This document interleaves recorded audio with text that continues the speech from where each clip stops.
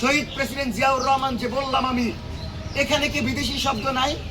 যেটা বিপ্লবকে ধারণ করে জুলাই বিপ্লবকে উপেক্ষা করি, তাহলে আমরা তো আওয়ামী লীগের বয়ানের কথা বলছি।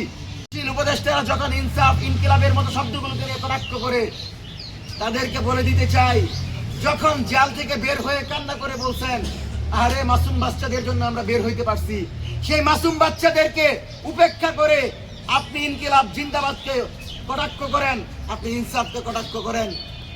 শহীদ প্রেসিডেন্ট জিয়াউর রহমান যে বললাম আমি, এখানে কি বিদেশি শব্দ নাই?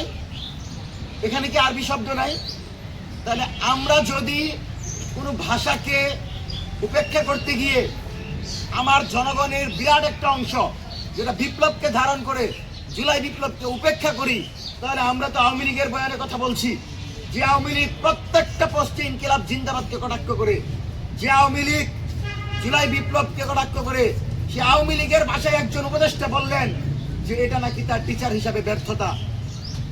টিচার হিসাবে আপনি এই কারণে ব্যর্থ যে আপনি গোলামীর স্লোগান আমাদেরকে শিক্ষা দিয়েছেন, আপনি মুজিববাদী স্লোগানকে সমর্থন দিচ্ছেন, আপনি ৭১-এর দোহাই দিয়ে বাংলাদেশে মুজিববাদকে ফ্যাসিবাদকে সমর্থন করছেন।